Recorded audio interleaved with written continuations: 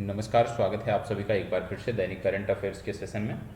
और दैनिक current affairs के इस सेशन में जैसा कि आप जानते हैं, जो लोग पहली बार देख रहे हैं आपको बता दें कि सबसे पहले हम दैनिक करंट अफेयर्स को देखते हैं और दैनिक करंट अफेयर्स के बाद हम जीएस खंड को देखते हैं और जीएस खंड के बाद हम जीके खंड को देखते हैं। जीके खंड में जो हम बात कर रहे थे आज, विशेष रूप से हम यहाँ पे जो बात करेंगे वो भारत के भूगोल खंड की बात करेंगे। फैक्ट के रूप में भारत के भूगोल को हम देखेंगे, ठीक है।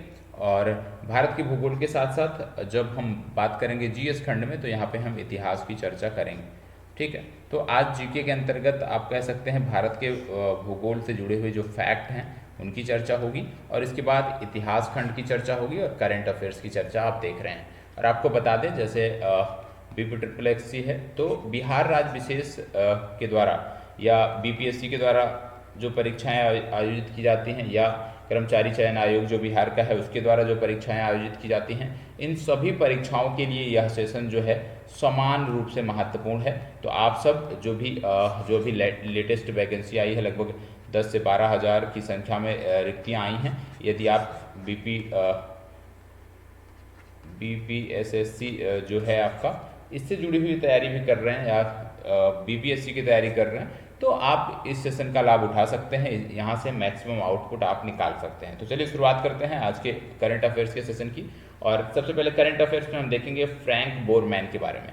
एक व्यक्ति थे जिनका नाम है फ्रैंक बोरमैन। क्या नाम था? Frank Borman. फ्रैंक बोरमैन को क्यों हम बात कर रहे हैं? क्योंकि अभी हाल ही में इनका निधन हुआ है, ठीक है। इसलिए ये विश्व भर के समाचार पत्रों की सुर्खियों में बने रहे हैं। आपको बता दें, क्योंकि जैसे मैंने कहा कि विश्व भर के समाचार पत्रों की सुर्खियों में बने रहे, इसका मतलब ये किसी महत्वपूर्ण पद पे रहे होंगे। तो ये नासा के वैज्ञानिक थे और नासा का एक अपोलो मिशन था, अपोलो 8। तो जो नासा का अपोलो 8 मिशन था उसका ये फ्रैंक बोरमैन जो थे ये इसका हिस्सा हुआ करते थे, हिस्सा थे अपोलो 8 मिशन का। ये आपको पता होना चाहिए। और जैसे हमने बताया कि नासा का मिशन था, अपोलो 8 किसका मिशन है? नासा का मिशन है। नासा के अपोलो 8 मिशन के हिस्सा थे। तो सबसे पहले नासा का फुल फॉर्म तो आप याद रखिएगा, नेशनल एरोनॉटिक्स स्पेस एडमिनिस्ट्रेशन, ठीक है। नेशनल एरोनॉटिक्स स्पेस एडमिनिस्ट्रेशन याद रखिएगा। 1958 में इसकी स्थापना आपको देखने को मिलती है और इसका हेडक्वार्टर आपको देखने को मिलता है यूएसए में। यूएसए में कहाँ पे? यूएसए के वाशिंगटन DC में आपको इसका हेडक्वार्टर देखने को मिलता है। बहुत सारी अंतरिक्ष एजेंसियों के बारे में मैंने आपको बताया है, जैसे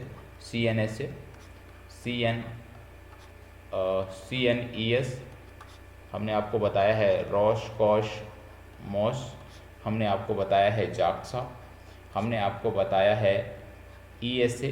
तो बहुत सारी स्पेस एजेंसियों के नाम मैंने आपको बताए हैं अलग अलग देशों के।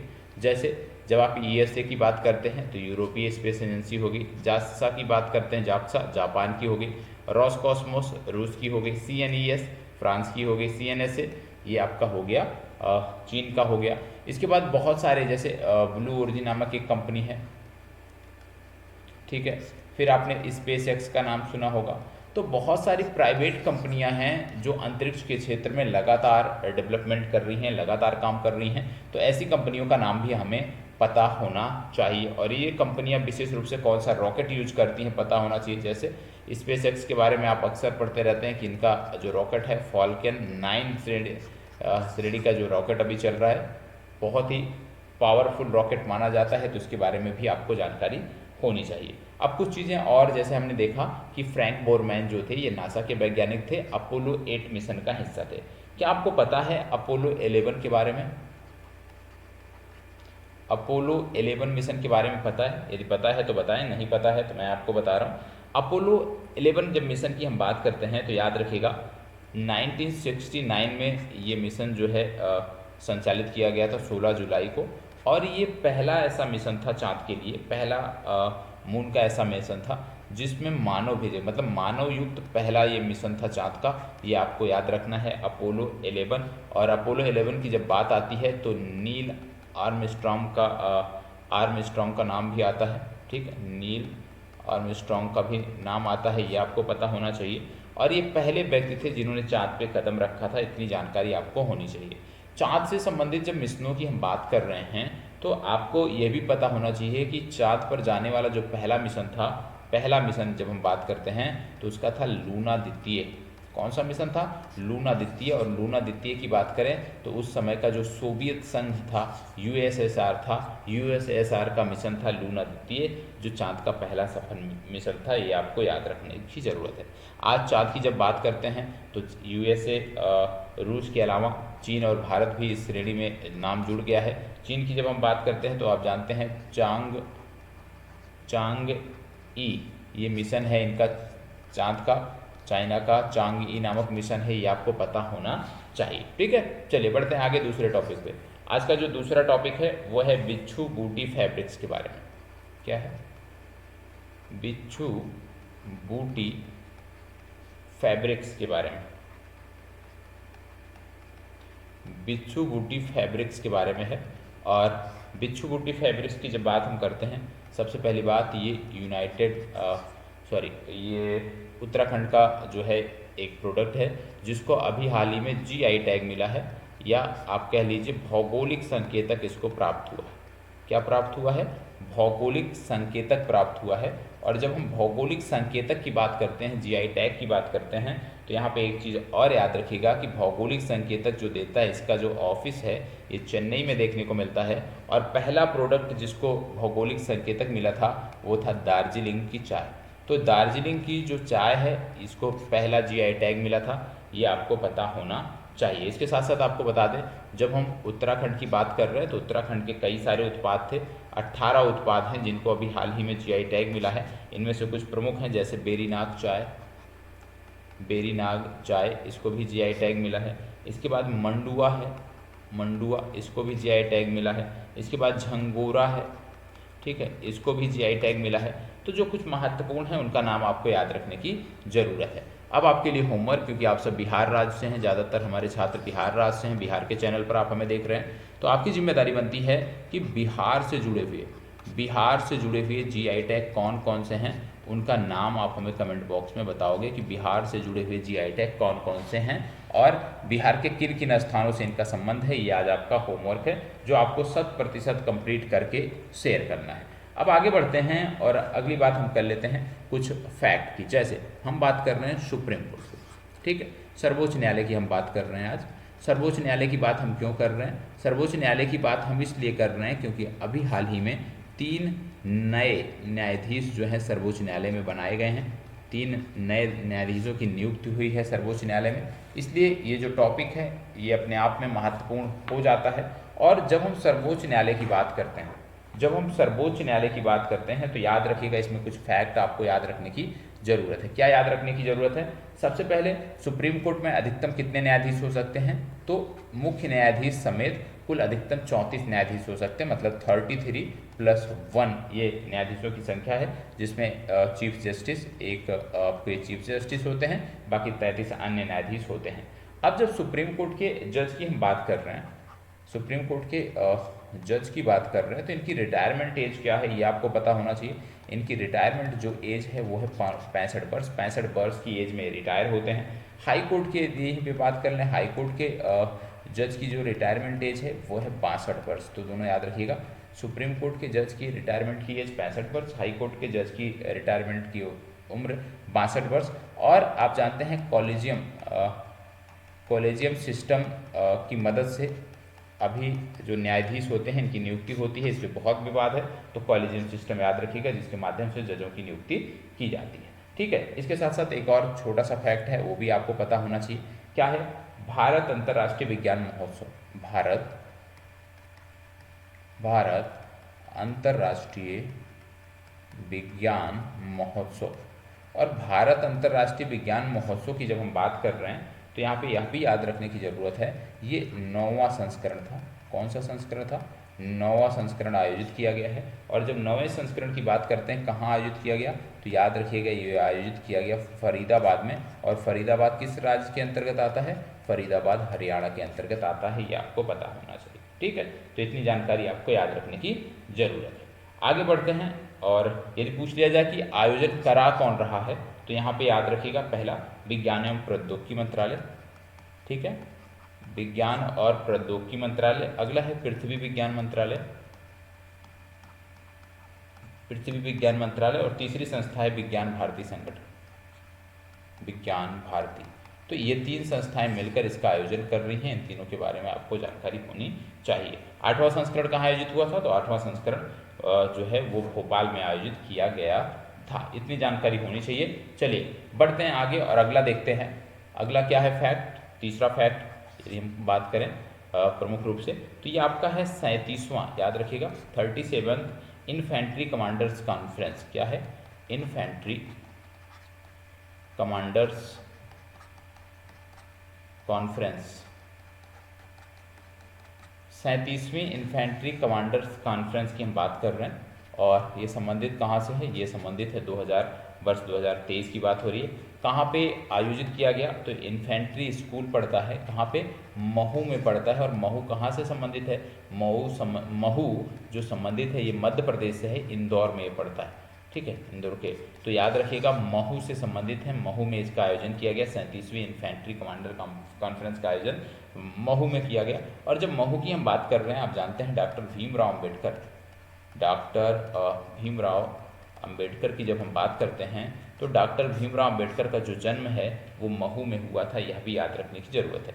इन्फेंट्री मतलब होता है भैया, याद रखिएगा पैदल सैनिक, ठीक है, इन्फेंट्री मतलब पैदल सैनिकों की बात होती है। और इस सम्मेलन की जो अध्यक्षता थी वो हमारे आर्मी चीफ हैं मनोज पांडे ने की, ठीक है, मनोज पांडे जो कि हमारे आर्मी चीफ हैं, उन्होंने इसकी अध्यक्षता की। ये आपको याद रखने की जरूरत है। चलिए बढ़ते हैं आगे और देखते हैं अगला प्रश्न, अगला टॉपिक जो पढ़ता है वो है प्रधानमंत्री जनजातीय आदिवासी न्याय महाअभियान। क्या है, प्रधानमंत्री जनजातीय आदिवासी न्याय महाअभियान,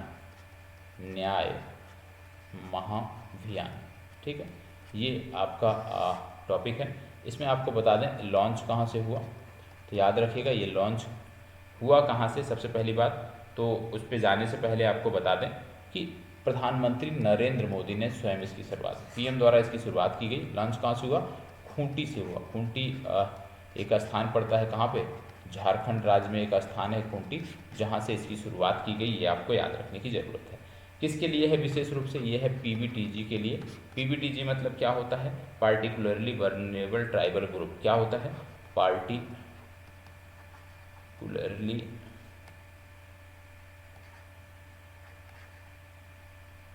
वर्नेबल ट्राइबल ग्रुप।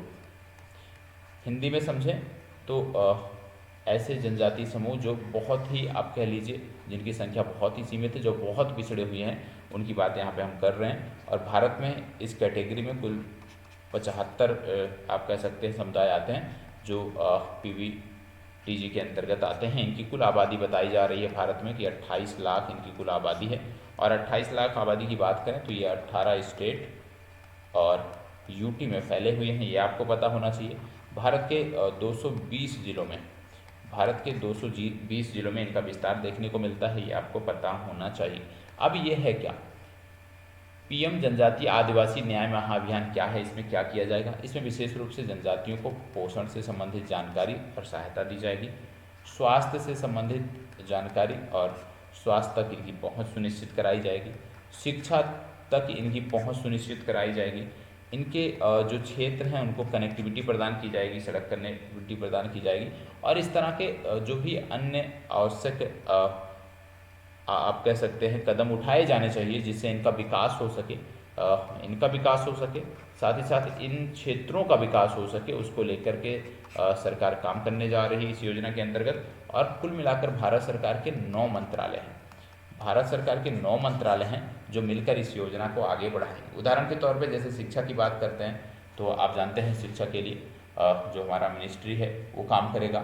सड़क के लिए जब बात करते हैं मिनिस्ट्री ऑफ ट्रांसपोर्ट जो है वो काम करेगा। स्वास्थ्य के लिए जब बात करते हैं हेल्थ मिनिस्ट्री काम करेगा। तो इस प्रकार से कुल 9 मंत्रालय हैं जो साथ मिलकर काम कर रहे हैं। और जब हम बात करते हैं जनजातियों की तो कुछ पिछला भी याद कर लेना चाहिए। पिछले दिनों यदि आपको पता होगा मैंने आपको बताया था बैगा, बैगा भी इसी कैटेगरी में आता है, पीबीटीजी के अंतर्गत आता है। और बैगा के बारे में हमने बताया था कि ये छत्तीसगढ़ से प्रमुखता संबंधित हैं। और छत्तीसगढ़ राज्य सरकार ने, यदि आपको याद होगा तो मैंने बताया था, छत्तीसगढ़ राज्य सरकार ने फॉरेस्ट राइट एक्ट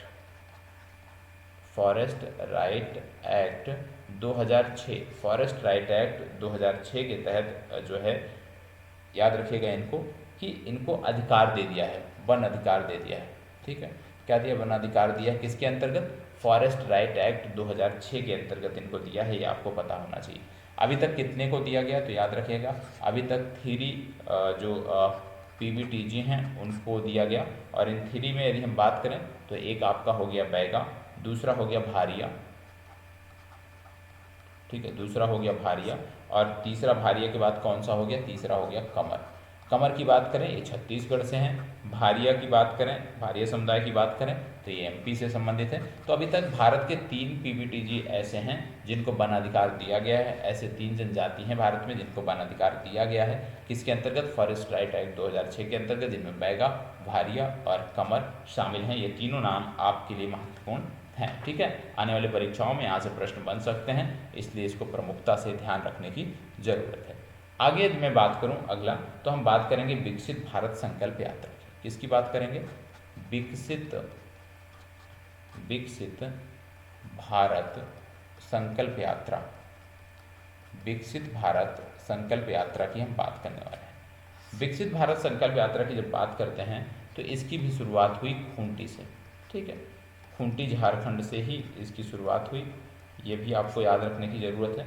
और यह भी याद रखने की ज़रूरत है कि विकसित भारत संकल्प यात्रा की जब हम बात कर रहे हैं तो एक गांव है उलिहातू, यह भी आपको याद रखने की ज़रूरत है। उलिहातू क्यों याद रखना है? क्योंकि भगवान बिरसा मुंडा जो जनजातियां हैं वो इनको भगवान का दर्जा देती थी। तो भगवान बिरसा मुंडा जो हैं, इनका जो जन्म है वो उलिहातू गांव में हुआ था।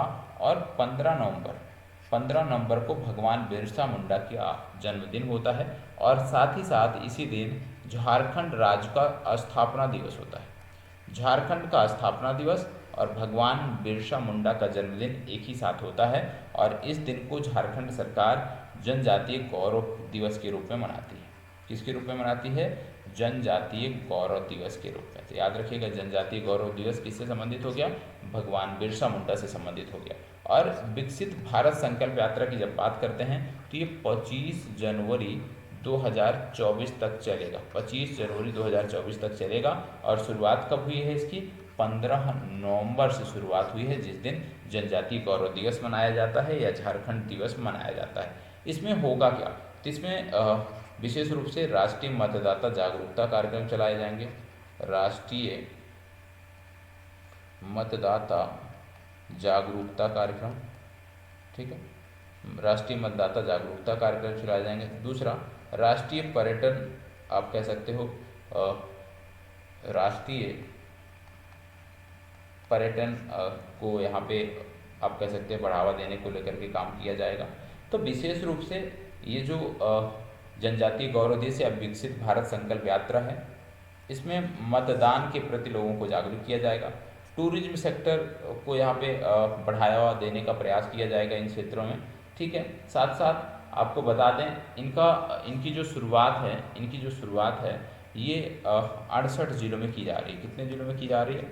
68 जिलों में की जा रही है। और 68 जिले ऐसे हैं जो जनजातीय आधिक्य वाले जिले हैं। कौन से जिले हैं?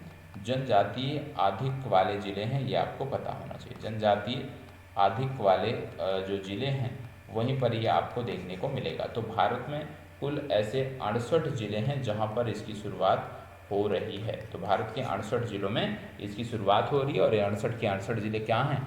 जनजातीय आधिक्य वाले जिले हैं, ये आपको याद रखने की जरूरत है। चलिए बढ़ते हैं आगे और अब देखते हैं हम भूगोल खंड को देखेंगे और भूगोल खंड के साथ साथ हम इतिहास खंड की चर्चा करेंगे। तो चलिए देखते हैं अब भूगोल खंड में हमें क्या देखना है, मतलब जीके के अंतर्गत या जीएस के अंतर्गत क्या देखना है उसके बारे में हम देखते हैं।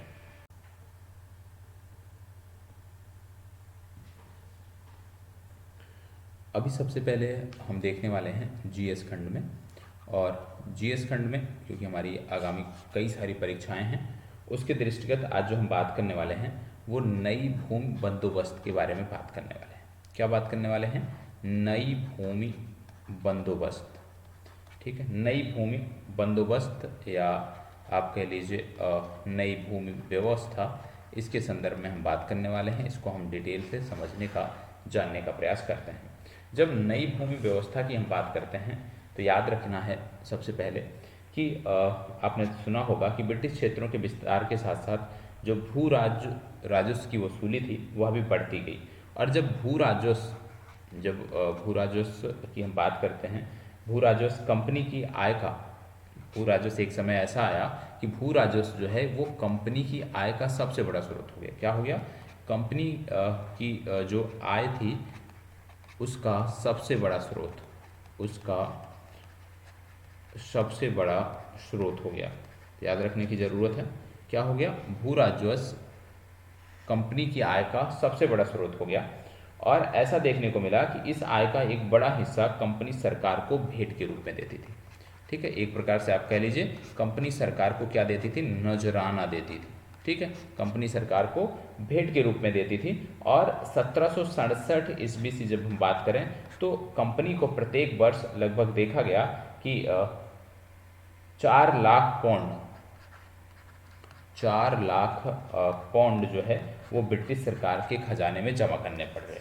तो यहाँ पे देखने को मिलता है, बहुत सब कुछ आपने पढ़ा होगा कि जब हम नई भूमि व्यवस्था की तरफ बढ़ते हैं उससे पहले हमें देखने को मिलता है कि जो भू राजस्व था, जो भू राजस्व प्राप्त होता था या जो वसूली होती थी उसकी राशि लगातार बढ़ती गई।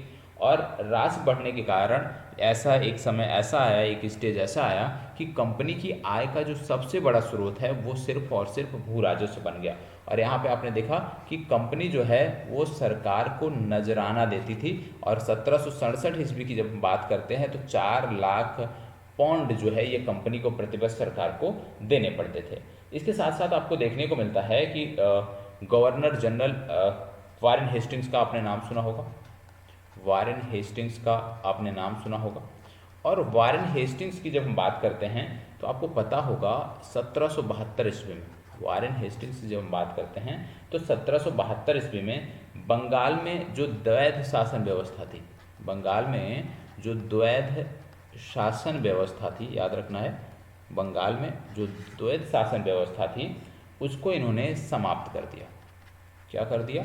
समाप्त कर दिया। क्या देखने को मिला कि वारेन हेस्टिंग्स ने 1772 ईस्वी में जो है द्वैध शासन व्यवस्था को समाप्त कर दिया। और यहाँ पे क्या लागू किया? यहाँ पे लागू किया फार्मिंग सिस्टम। क्या लागू किया? Farming system. और इसी फार्मिंग सिस्टम को क्या कहा जाता है? इसी फार्मिंग सिस्टम को कहा जाता है इजारेदारी प्रथा। क्या कहा जाता है? इजारेदारी प्रथा का नाम इसको दिया गया। इसके साथ साथ आपको बता दें कि इसका जो प्रारंभ था ये विशेष रूप से भू राजस्व की वसूली के लिए था। क्या था? भू राजस्व की वसूली के लिए इसकी शुरुआत की गई थी। ठीक है, फार्मिंग सिस्टम के अंतर्गत कंपनी किसी क्षेत्र या जिले से भू राजस्व की वसूली की जिम्मेदारी सौंपती थी। जो सबसे अधिक बोली लगाता था, मतलब जो सबसे ज़्यादा बोली लगाता था उसको राजस्व वसूलने का अधिकार मिल जाता था। और साथ ही साथ जो राजस्व आता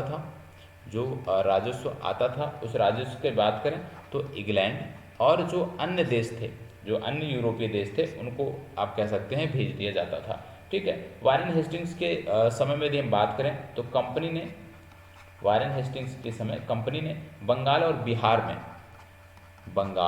व बिहार में जो है वो राजस्व वसूली के अधिकार को नीलामी के आधार पर जो है प्रारंभ किया। ऐसा व्यक्ति जो सबसे ऊंची बोली लगाता था उसको यह अधिकार मिल जाता था और ये राजस्व वसूलने का अधिकार पा जाते थे। और इसी को बोलते थे हम जमींदारी व्यवस्था। क्या बोला जाता था? जमींदारी व्यवस्था।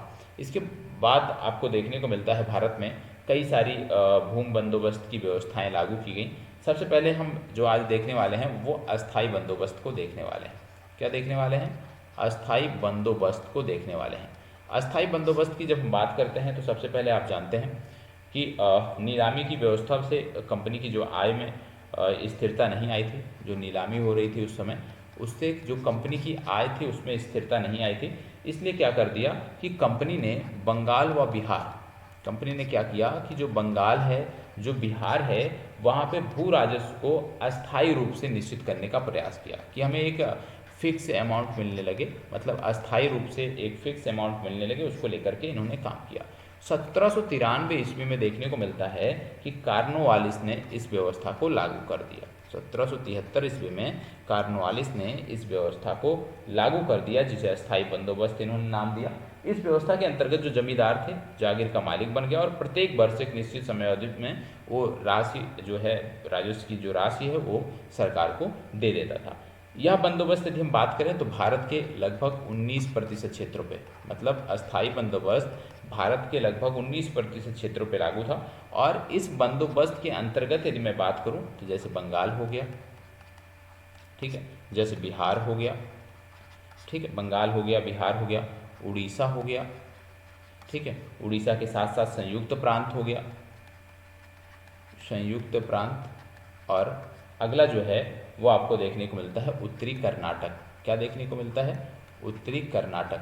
तो आपको देखने को मिलता है कि 1793 ईस्वी में जब हम कार्नवालिस की बात करते हैं तो 19% क्षेत्रों पर आपको कार्नवालिस का यह अस्थायी भूमि बंदोबस्त देखने को मिलता है, जिसमें बंगाल, बिहार, उड़ीसा, संयुक्त प्रांत और उत्तरी कर्नाटक का क्षेत्र था जहाँ पे ये भूमि व्यवस्था लागू थी। अस्थायी बंदोबस्त से क्या हुआ, क्या फायदा हुआ कि कंपनी को एक निश्चित आय मिलने लगी। कंपनी को जो है जो आय मिल रही थी राजस्व की वो निश्चित हो गई। ये एक फ़ायदा आपको देखने को मिलता है। और इससे क्या हुआ, इसका दुष्परिणाम क्या हुआ कि भारत में जमींदारी वर्ग, आप कह सकते जमींदारों का एक वर्ग जो है वो पनपा, एक वर्ग को इन्होंने जो है जन्म दिया।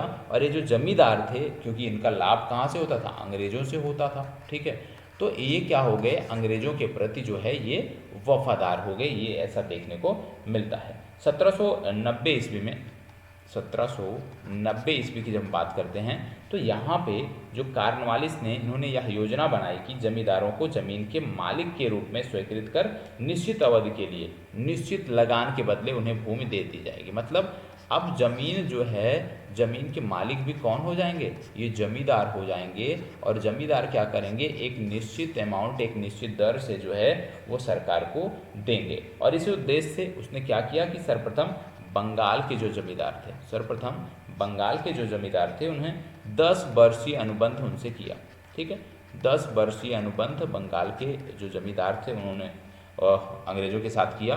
और 1793 ईस्वी में, 1793 ईस्वी में बंगाल और बिहार में इस व्यवस्था को चिरस्थायी बना दिया। बंगाल और बिहार में इस व्यवस्था को इन्होंने चिरस्थायी बना दिया और अस्थायी व्यवस्था का स्वरूप इसको प्रदान किया गया। नई व्यवस्था में जमींदार भूमि के मालिक बन गए।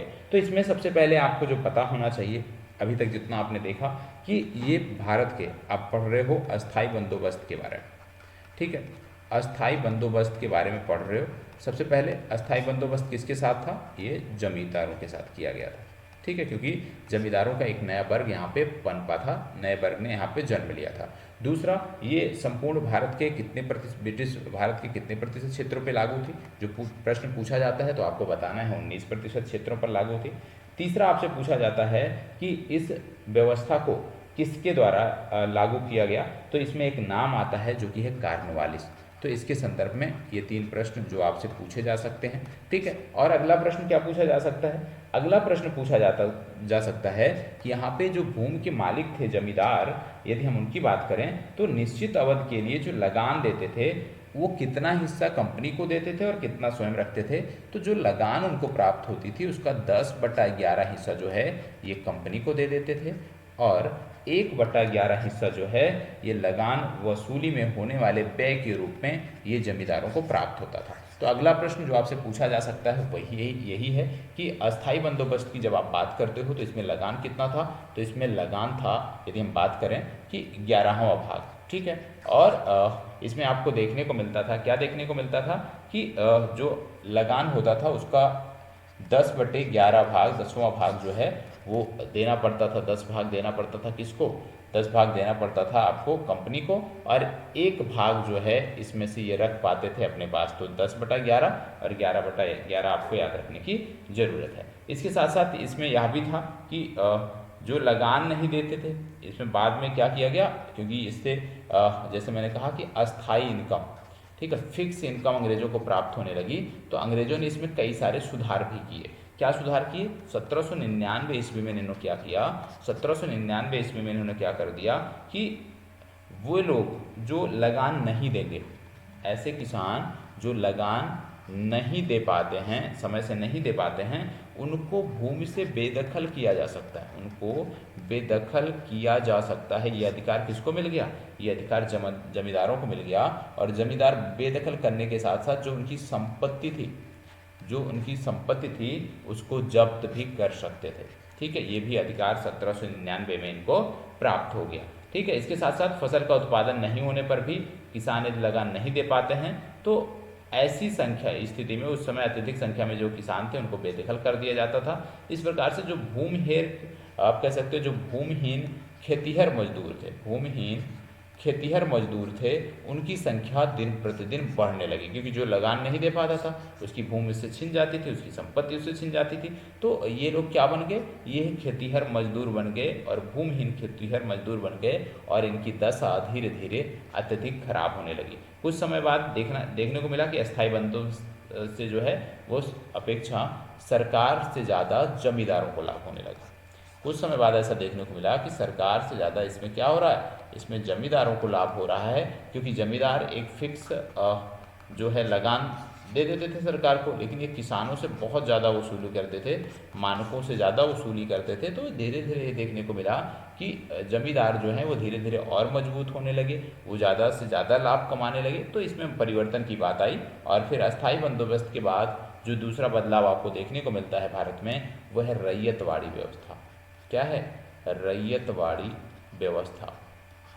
ठीक है, अब यदि रैयतवाड़ी व्यवस्था की बात किया जाए तो सबसे पहला प्रश्न जो आपकी परीक्षाओं में पूछा जाता है वो यही है कि जब हम रैयतवाड़ी बात करते हैं तो इसमें नाम किसका आता है? तो इसमें आता है दो नाम, एक आता है कैप्टन रीड का, ठीक है, और एक नाम देखने को मिलता है टॉमस मुनरो। क्या नाम देखने को मिलता है? Thomas Munro. तो ये दोनों नाम याद रखने की ज़रूरत है, कैप्टन रीड और टॉमस मुनरो को याद रखने की ज़रूरत है। और आपको बता दें कि इन्होंने क्या किया, इन्होंने बताया कि वास्तविक किसानों से बंदोबस्त किया जाए। इन्होंने बोला कि जमींदारों से नहीं, ठीक है, बल्कि जो किसान हैं उनसे बंदोबस्त किया जाए, इन्होंने ये सुझाव दिया। और यह भी बताया कि सरकार ने ज़मीन अथवा जो रैयत थी वो किसानों की दी इसके अंतर्गत। और यह व्यवस्था यदि हम बात करें तो बम्बई के साथ साथ मद्रास और असम में लागू की गई। कहाँ पे लागू की गई? बम्बई, मद्रास और असम में यह व्यवस्था लागू की गई। इस व्यवस्था के अंतर्गत यदि हम बात करें संपूर्ण भारत के लगभग 51% क्षेत्र, उस समय के तत्कालीन ब्रिटिश भारत के लगभग 51% क्षेत्रों में ये व्यवस्था लागू थी, ये आपको पता होना चाहिए। इसके साथ साथ आपको बता दें कि यदि पूछ लिया जाए कि रैयतवाड़ी व्यवस्था सर्वप्रथम कहाँ लागू की गई, तो याद रखिएगा तमिलनाडु का बारामहल जिला है। ठीक है, तमिलनाडु का बारामहल जिला है, और तमिलनाडु के इस बारामहल जिले में यदि बात करें तो 1792 ईस्वी में सर्वप्रथम ये व्यवस्था जो है ये लागू की गई थी। कब की गई थी? 1792 ईस्वी में बारामहल जिले में ये व्यवस्था लागू की गई थी, ये आपको पता होना चाहिए। अब इसमें और क्या प्रश्न पूछे जा सकते हैं? इसमें पूछा जा सकता है कि जब रैयतवाड़ी की बात आप कर रहे हो तो भूमि के उपजाऊपन और फसल की किस्म के आधार पे यहाँ पे जो राजस्व था वो 30 वर्ष तक की अवधि के लिए निश्चित कर दिया गया। ठीक है, जैसे कोई भूमि अच्छी थी जहाँ पे फसल की पैदावार ज़्यादा थी तो वहाँ पे राजस्व अलग था, कोई बंजर भूमि है तो वहाँ पे राजस्व कम था। तो 30 वर्षों के लिए इसको फिक्स कर दिया गया कि आपको इसी दर से देना है, और ये जो लगान दर थी वो थी 1/3। तो याद रखना है रैयतवाड़ी व्यवस्था में जो लगान दर थी वो थी 1/3, और रैयतवाड़ी व्यवस्था में कैप्टन रीड और टॉमस मुनरो का नाम आता है। इसमें किसानों के बदले जमींदारों के बदले किसानों के साथ जो है बंदोबस्त किया गया। बम्बई, मद्रास और असम में ये लागू थी, और उस समय के ब्रिटिश भारत के लगभग 51% क्षेत्रों में ये व्यवस्था लागू की गई थी। बारामहल जिला था जहाँ पे सबसे पहली बार इस व्यवस्था को लागू किया गया था। इतनी जानकारी होनी चाहिए। ठीक है, चलिए बढ़ते हैं आगे और देखते हैं अगला बंदोबस्त। अगले बंदोबस्त पर जब हम जाते हैं तो आपको देखने को मिलता है महालवाड़ी बंदोबस्त। क्या देखने को मिलता है? महालवाड़ी महालवाड़ी बंदोबस्त, ठीक है, महालवाड़ी बंदोबस्त देखने को मिलता है। महालवाड़ी की जब बात करते हैं तो पश्चिम उत्तर प्रदेश में आपको देखने को मिलता है। पश्चिम यूपी जो है, पश्चिम उत्तर प्रदेश में गांव बिरादरियों या महालों के साथ महालवाड़ी जो बंदोबस्त है वो किया गया था। किसके साथ? गांव, ठीक है, गांव के साथ बिरादरियों, ठीक है, जो संभ्रांत लोग थे, साथ ही साथ महालों के साथ ये बंदोबस्त किया गया था। इसीलिए इसको महालवाड़ी व्यवस्था का नाम दिया गया। और महालवाड़ी जो व्यवस्था थी ये जमींदारी जो व्यवस्था थी, आप कह लीजिए जो जमींदारी व्यवस्था चली आ रही थी उसी का संशोधित रूप था। क्या था? जमींदारी व्यवस्था का संशोधित रूप, जमींदारी व्यवस्था का ये संशोधित रूप था, ये आपको पता होना चाहिए, ठीक है। अब इसमें कुछ चीज़ें और हैं जो आपको देखना है। जैसे आपको क्या देखना है, जैसे भूमि पर गांव बिरादरियों के समूह स्वामित्व को क्या बोलते हैं? भाईचारा कहा जाता है। गांव के समूह को क्या कहते हैं? महाल कहते हैं। महाल क्या है? महाल मतलब गांव का समूह, ये याद रखना है। महाल मतलब गांव का समूह, ये आपको पता होना चाहिए, इसलिए इसे महालवाड़ी व्यवस्था कहा गया। पंजाब और दिल्ली में यह व्यवस्था लागू थी। कहाँ कहाँ? पंजाब और दिल्ली में यह व्यवस्था लागू की गई थी। इसके साथ साथ आपको बता दें कि यह ब्रिटिश भारत के 30% भाग पे, कितने?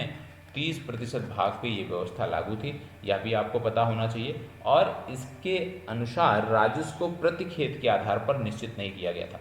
अभी तक राजस्व क्या था? खेत के आधार पर निश्चित किया जाता था, लेकिन अब राजस्व जो है खेत के आधार पर नहीं बल्कि महाल के स्थान पे, मतलब महाल मतलब क्या था? गांव का समूह। तो गांव के समूह के आधार पे, गांव व जागीर के आधार पे जो है ये जो लगान था वो तय किया गया। तो इतनी जानकारी होनी चाहिए, इसलिए इसे महालवाड़ी पद्धति कहते हैं। और इसमें एक चीज़ और याद रखिएगा कि इस व्यवस्था का श्रेय किसे जाता है, पूछा जाता है तो हॉल्ट मैकेंजी का नाम याद रखिएगा। हॉल्ट मैकेंजी, इस व्यवस्था का श्रेय किसे जाता है? इस व्यवस्था का श्रेय जाता है हॉल्ट मैकेंजी को, ठीक है। गांव के प्रधान जो है वो ब्रिटिश जिलाधिकारी के अंतर्गत हो गए। जो प्रधान उस समय के होते थे वो ब्रिटिश जिलाधिकारी के अंतर्गत हो गए। और निश्चित समय में सरकार को राजस्व अदा नहीं करने के कारण जो है अनेक छोटे भूस्वामी अपनी संपत्ति गिरवे रखने या बेदखल होने को जो है वो विवश हो गए। ये जानकारी आपको होनी चाहिए। तो आपने देखा 3 भूमि व्यवस्थाओं के बारे में देखा जिनके बारे में परीक्षाओं में प्रश्न पूछे जाते हैं। एक बार आइए जितना अभी तक हमने देखा है इन 3 भूमि व्यवस्थाओं के बारे में उनको एक बार फिर से रिवाइज कर लेते हैं। सबसे पहले हमने क्या देखा? सबसे पहले हमने देखा अस्थाई बंदोबस्त। तो अस्थाई बंदोबस्त में हमें क्या याद रखने की जरूरत है प्रीलिम्स के संदर्भ में? अस्थाई बंदोबस्त में क्या याद रखने की जरूरत है? अस्थाई बंदोबस्त में सबसे पहले हमें याद रखने की जरूरत है कि इसके जन्मदाता कौन थे। तो याद रखिएगा 1793 ईस्वी में इसको शुरू किया गया था और इसके जन्मदाता थे कार्नवालिस, ठीक है, कार्नवालिस। दूसरा इसमें क्या प्रश्न पूछा जा सकता है कि कहाँ पे लागू था, कितने प्रतिशत? तो ब्रिटिश भारत के 19% क्षेत्रों पे लागू था। क्षेत्र पूछ लिया जाए तो याद रखिए है बंगाल, बिहार, उड़ीसा, बंगाल, बिहार, उड़ीसा और संयुक्त प्रांत, साथ ही उत्तरी कर्नाटक, इतने क्षेत्र पर ये लागू था। और क्या पूछा जा सकता है? और आपसे पूछा जा सकता है कि इसमें ज़मीन का मालिक कौन था? तो इसमें विशेष रूप से जमींदारों को ये अधिकार दिया गया था, ठीक है। अब अगला पूछा जाए कि भाई किसके साथ किया गया था? तो जमींदारों के साथ ये बंदोबस्त किया गया था, ठीक है। सबसे पहले कहाँ पे किया गया? तो याद रखिएगा सबसे पहले बंगाल व बिहार में 10 वर्षीय इसको लागू किया गया। बंगाल, बिहार में इसको लागू किया गया। और क्या पूछा जा सकता है यहाँ पे? और आपसे पूछा जा सकता है कि इसमें जो लगान की दर थी वो क्या थी? तो याद रखिएगा कि इसमें 10/11 भाग सरकार को देना पड़ता था और 1/11 भाग जो है लगान वसूली की दर के रूप में जमींदार अपने पास रख सकते थे। इतनी जानकारी आपको होनी चाहिए, ठीक है। और क्या याद रखना है? एक चीज़ और याद रखिएगा कि 1799 ईस्वी में इसमें संशोधन किया गया और जमींदारों को यह अधिकार दिया गया कि जो किसान समय पर लगान नहीं चुका पाते हैं आप उनको बेदखल कर सकते हैं, उनकी संपत्ति को जब्त कर सकते हैं। दूसरी जो व्यवस्था थी वो है आपकी, दूसरी जो व्यवस्था है वो है रैयतवाड़ी। क्या है आपकी? रैयतवाड़ी, ठीक है, रैयतवाड़ी व्यवस्था। और जब रैयतवाड़ी व्यवस्था की बात करते हैं तो रैयतवाड़ी व्यवस्था में भी कुछ चीज़ें याद रखने की ज़रूरत है। सबसे पहले रैयतवाड़ी व्यवस्था के जन्मदाता की बात करते हैं तो 2 नाम याद रखिएगा। पहला कैप्टन रीड, ठीक है, कैप्टन रीड के साथ दूसरा याद रखिएगा टॉमस मुनरो। क्या याद रखना है? टॉमस मुनरो और कैप्टन रीड, ये 2 जानकारी आपको होनी चाहिए, ठीक है। इसके साथ साथ कहाँ पे लागू थी? तो बम्बई, मद्रास, और असम। बम्बई, मद्रास और असम में ये व्यवस्था लागू थी। पूछ लिया जाए संपूर्ण भारत के कितने प्रतिशत क्षेत्रों पे लागू थी, तो संपूर्ण भारत के 51% क्षेत्रों पे ये लागू थी। ठीक है, अब आपसे पूछ लिया जाए कि एक चीज़ और इसमें पूछा जा सकता है कि सर्वप्रथम कहाँ लागू की गई, तो तमिलनाडु का एक जिला है बारामहल। ठीक है, बारामहल जिले में ये लागू की गई थी, इतना पता होना चाहिए। और क्या इसमें पूछा जा सकता है कि इसमें लगान की दर क्या थी, तो 1/3 थी। साथ ही साथ 30 वर्षों तक के लिए इसको फिक्स कर दिया गया था। तीसरी व्यवस्था की बात हम करते हैं जिसको हमने पढ़ा भी, महालवाड़ी। ठीक है, महालवाड़ी नाम से स्पष्ट है, महाल महाल मतलब गांव का समूह, मतलब ये जो व्यवस्था थी वो गांव के समूह के साथ की गई थी। अब इसमें यदि हम बात करें तो सबसे पहले ये लागू कहाँ थी, ये पंजाब में लागू थी। पंजाब के साथ साथ ये दिल्ली में लागू थी। ठीक है, तो पंजाब और दिल्ली में ये व्यवस्था लागू थी। कितने प्रतिशत क्षेत्रों पर लागू थी, तो ब्रिटिश भारत के 30% क्षेत्रों पर यह व्यवस्था लागू की गई थी, इतनी जानकारी आपको होनी चाहिए। अब यदि आपसे एक प्रश्न पूछ लिया जाए कि इन तीनों भूमि बंदोबस्त में सबसे ज़्यादा क्षेत्र पर कौन लागू है, उसको क्रम से लगाएं और वही क्रम में, तो सबसे पहले बात आएगी रैयतवाड़ी, क्योंकि रैयतवाड़ी कितने प्रतिशत पे है, 51% पे है। उसके बाद बात आएगी महालवाड़ी। महालवाड़ी भारत के कितने प्रतिशत पे है, 30% क्षेत्रों पे। तो महालवाड़ी रैयतवाड़ी हो गया, रैयतवाड़ी 51%। इसके बाद अगली जो जानकारी आती है, अगली जो बात आती है वो आती है अस्थाई बंदोबस्त की। ठीक है, अस्थाई बंदोबस्त की बात आती है और अस्थाई बंदोबस्त भारत के 19% क्षेत्रों पर लागू था। तो ये तो बात हो गई जीएस खंड की, बात हो गई। जीएस खंड के बाद अब हम बढ़ते हैं आगे और जी के खंड में देखते हैं। जी के खंड में आज हम जो जानकारी देखने वाले हैं वो विशेष रूप से हम समझने वाले हैं क्या, हम समझने वाले हैं आज सौर मंडल के बारे में, सोलर सिस्टम के बारे में। क्या समझने वाले हैं, सौर मंडल के बारे में। ठीक है, बेसिक कुछ फैक्ट सौर मंडल के बारे में देखने वाले हैं। सौर मंडल की बात जब हम करते हैं तो आपको पता होगा सोलर सिस्टम की बात यहाँ पे हो रही है, सोलर सिस्टम की बात यहाँ पे हो रही है। इसमें आपको ध्यान देने की जरूरत है कि सूर्य के चारों ओर अपनी कक्षा में चक्कर लगाने वाले तथा सूर्य के प्रकाश से प्रकाशित होने वाले ग्रहों, उपग्रहों, क्षुद्र ग्रहों, धूमकेतु, उल्काओं आदि जो पिंडों के समूह हैं उनको हम सौरमंडल कहते हैं। तो सौरमंडल किसे कहते हैं, सबसे पहले वो क्लियर हो गया कि सूर्य के चारों ओर, मान लो ये सन है तो इसके चारों ओर बहुत सारे आप कह सकते हो ग्रह हैं, उपग्रह हैं, क्षुद्र ग्रह हैं, धूमकेतु हैं, उल्का हैं और अन्य पिंडों के समूह हैं जो इनका चक्कर लगा रहे हैं। तो सूर्य के चारों ओर अपनी कक्षा में चक्कर लगाने वाले तथा सूर्य के प्रकाश से प्रकाशित होने वाले जो ग्रह हैं, उपग्रह हैं, क्षुद्र ग्रह हैं, धूमकेतु हैं, उल्का हैं, इनके जो समूह हैं उनको हम सौरमंडल की संज्ञा देते हैं। ऐसा बोला गया कि महाविस्फोट की घटना के लगभग 9.1 अरब वर्ष बाद, ठीक है, महाविस्फोट की घटना के लगभग 9.1 अरब वर्ष बाद, या आप कह लीजिए वर्तमान से लगभग 4.6 अरब वर्ष पूर्व जो सौरमंडल है उसका विकास हुआ है। तो आप ऐसे कहिए कि सौरमंडल का विकास लगभग 9.1 अरब वर्ष, आप कह सकते हो महाविस्फोट की घटना के लगभग 9.1 अरब वर्ष बाद, या आज के समय की जब आप करते हो तो लगभग 4.6 अरब वर्ष पूर्व इसका विकास हुआ। हमारा सौरमंडल जिसमें हम स्थित हैं, हमारा सौरमंडल जिसमें स्थित है उसको हम बोलते हैं मंदाकिनी। ठीक है, उसको मंदाकिनी बोलते हैं। क्या बोलते हैं, मंदाकिनी या आकाशगंगा बोलते हैं। तो आकाशगंगा या मंदाकिनी क्या है, आकाशगंगा या मंदाकिनी की जब बात करते हैं तो हमारा सौरमंडल जिसमें स्थित है उसको मंदाकिनी या आकाशगंगा कहते हैं, या इसी का एक और नाम है जिसको बोलते हैं दुग्ध मेखला। तो दुग्ध मेखला, मंदाकिनी, आकाशगंगा सब एक है, मतलब हमारा सौरमंडल जिसमें स्थित है उसको दुग्ध मेखला, मंदाकिनी और आकाशगंगा कहते हैं। अब इसके बाद बात आती है प्रकाश द्वारा निर्वात में एक वर्ष में चली गई दूरी को क्या बोलते हैं, तो आप जानते हैं इसको बोलते हैं प्रकाश वर्ष। तो याद रखिएगा, प्रकाश द्वारा निर्वात में निर्वात में जब हम बात करते हैं तो 3×10⁸ मीटर प्रति सेकंड की गति से एक वर्ष में जो चली गई दूरी होती है उसी को प्रकाश वर्ष कहते हैं। और प्रकाश वर्ष की जब हम बात करते हैं तो ये खगोलीय दूरी का मात्रक है, आप कह लीजिए, या खगोलीय दूरी जब हमें ज्ञात करनी होती है, खगोलीय दूरी जब हमें ज्ञात करनी होती है तो हम वहाँ पे प्रकाश वर्ष का प्रयोग करते हैं। पारसेक सुना होगा आपने, पारसेक भी दूरी मापने की इकाई है जो लगभग 3.26 प्रकाश वर्ष के बराबर है। किसके बराबर है, 3.26 प्रकाश वर्ष के बराबर है।